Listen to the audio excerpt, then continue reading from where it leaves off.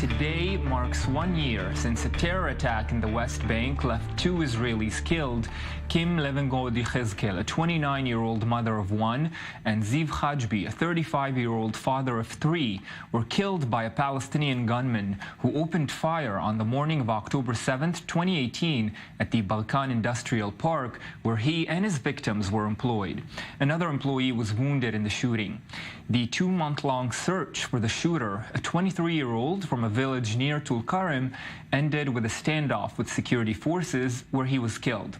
Today, at the scene of the attack, the families and friends of Kim and Ziv are gathering to pay tribute. Our Middle East correspondent, Adi Koplowitz, is there. And Adi, first of all, your impressions from this somber event we see behind you today.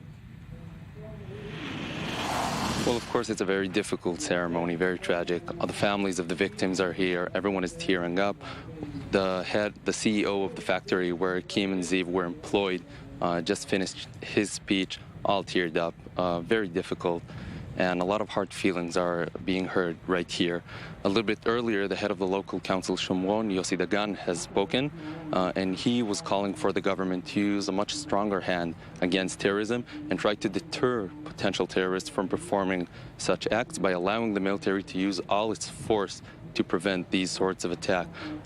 Another thing he said is that it's important to put an emphasis on building in the West Bank, and this way showing potential terrorists, as he referred to them, that Israel is not afraid from these attacks, but that they are motivation for Israel to go on and build in the West Bank. So, Adi, of course, nothing that anyone can do will bring back the loved ones of the people that you see there. Nothing can be real compensation. But from what you hear, is what they're asking for still just a greater Israeli response to attacks like this? Well, it's unlikely to see a very different sort of Israeli attack. Right now, behind me, they're unveiling the new monument, by the way, for the memorial of Kim and Ziv. This is the center of the ceremony. The families are around it, and head of the local council, Shomron Yossi Dagan, and they're unveiling it right now. As we can see, they're showing it. It's a monument built by the steel factory that Kim and Ziv were employed in. It's a donation from the factory for their memorial. The factory is quite close to here. And this is the memorial that the factory has wanted to give them to commemorate and remember the victims that were employed in the factory. So we're seeing it being unveiled right now.